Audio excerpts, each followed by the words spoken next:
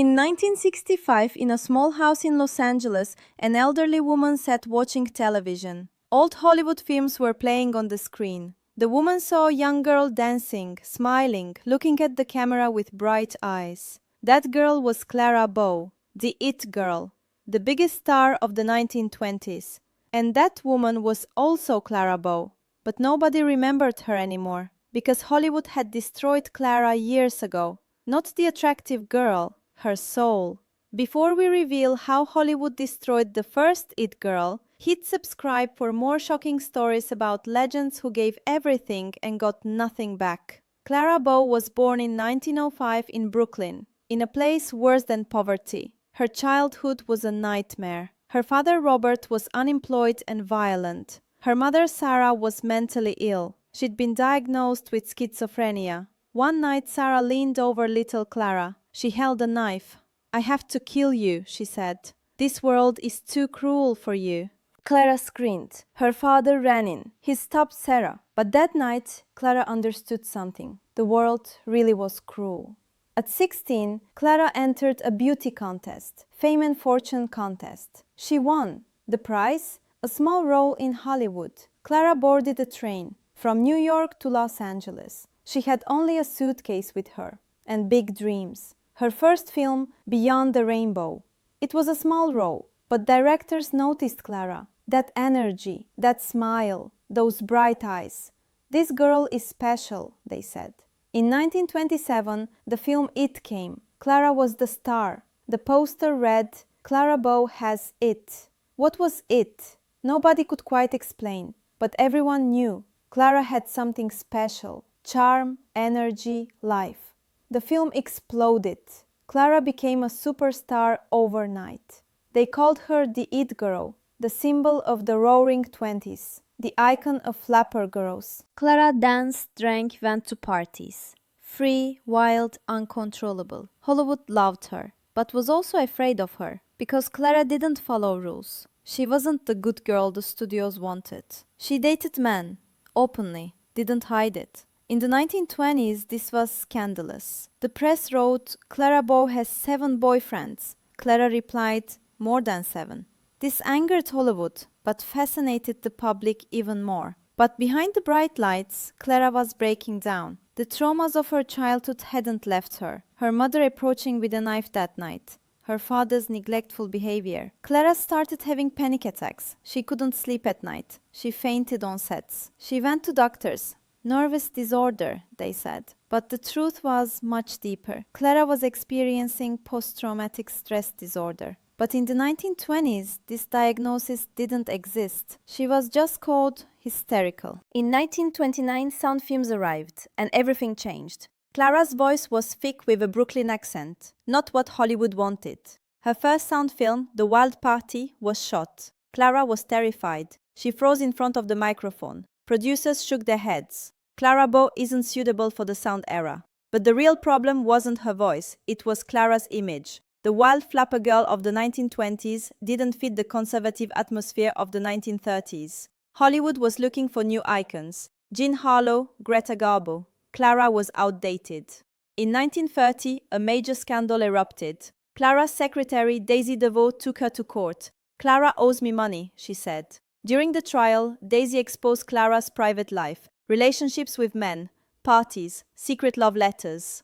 The press went crazy. A new headline every day. Clara sat in the courtroom in shame. The world was judging her. The court cleared Clara, but the damage was already done. Studios didn't want Clara. The public had abandoned her. They called her immoral. Clara was only 25 years old and her career had collapsed. In 1931, Clara married cowboy actor Rex Bell. She fled Hollywood, moved to a ranch in Nevada. She had 2 sons. She tried to live a quiet life, but the past wouldn't leave her. Panic attacks intensified, depression came. Clara couldn't get out of bed for days. In 1944, she was admitted to a mental institution. She received treatment for months, electroshock therapy. Rex remained loyal, but the marriage was difficult. Clara sometimes felt she was becoming like her mother. Would she also go insane? Would she also harm her children? Her fear ate her from the inside. In the 1950s, Clara rarely left the house. She watched television, read books, lived alone. When she saw her old films on screen, she cried.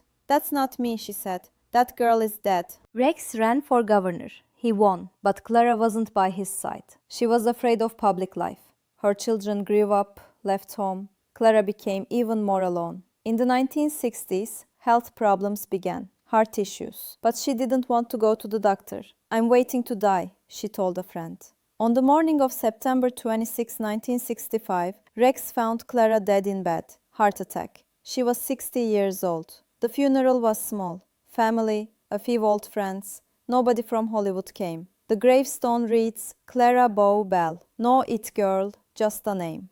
After her death, a few newspapers ran small stories. Former star dies. But most people had already forgotten Clara. Years later, film historians rediscovered Clara's films. It, Wings, Mantrap. Those performances were alive, energetic, sincere, and they understood. Clara Bow was one of silent cinema's greatest stars. But while she lived, nobody protected her. Friends who knew Clara in those final years described a woman haunted by ghosts. She'd sit for hours staring at nothing. Sometimes she'd suddenly laugh, remembering something from 40 years ago. Other times she'd weep for reasons she couldn't explain. The doctors had diagnosed her with various conditions over the years: anxiety, depression, nervous exhaustion. But the real diagnosis was simpler and more tragic. Clara had been broken by a childhood of horror, chewed up by an industry that valued her body over her mind, and spat out when she was no longer profitable, and nobody had helped her heal.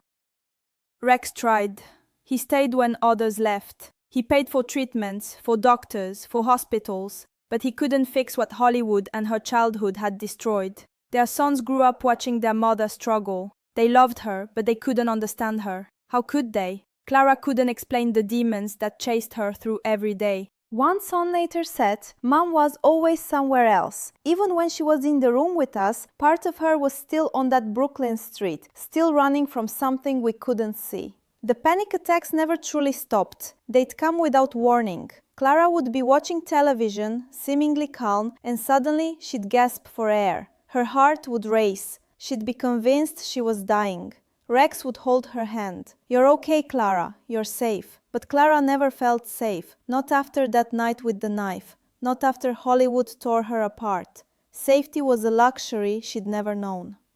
In her final months, Clara rarely spoke. She'd sit by the window, looking out at the Nevada desert. Sometimes visitors would come, old friends from the silent film days. They'd try to reminisce. "Remember when you did that scene in Wings? You were magnificent." Clara would smile politely, but her eyes were empty. Those memories belonged to someone else. That girl with energy and life was gone.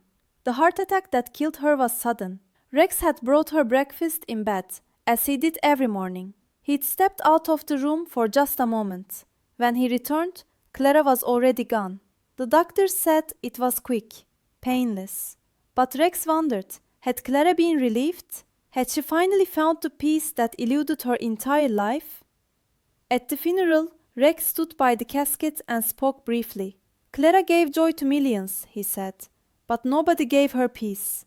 A few old Hollywood people came. They were elderly now, relics like Clara. They whispered among themselves, "She was so beautiful, the brightest star of her time. What a shame how it ended." But none of them had helped when Clara needed it. None had stood by her when the scandals broke. None had defended her when Hollywood threw her away. The newspapers that ran her obituary got basic facts wrong. They misspelt her maiden name. They confused her films. They called her a minor star of the 20s. The it girl reduced to a footnote. The woman who defined an era, forgotten before her body was even cold. Clara Bow was the it girl, the icon of the 1920s, the symbol of free spirit. But Hollywood didn't give her freedom. It used her, exploited her, then discarded her. Clara died at 60, alone, forgotten, because Hollywood wanted new icons. It forgot the old ones. Clara had it, but nobody gave her the right to be human. Sometimes the brightest stars burn out in the darkest loneliness. And Clara Bow burned out in darkness, quietly, with nobody watching. She'd survived a mother who tried to kill her. She'd escaped Brooklyn poverty. She'd become the most famous woman in America. She'd defined an entire generation. And for what? To die alone in Nevada, forgotten by the world that once couldn't get enough of her. The tragedy of Clara Bow isn't just that Hollywood discarded her, it's that she never recovered from being discarded. She spent 34 years after Hollywood rejected her, living in the shadow of the girl she used to be. That's the real cost of being the it girl. You burn bright and fast, and when the light fades, there's nothing left but darkness. Clara Bow had it, but it destroyed her.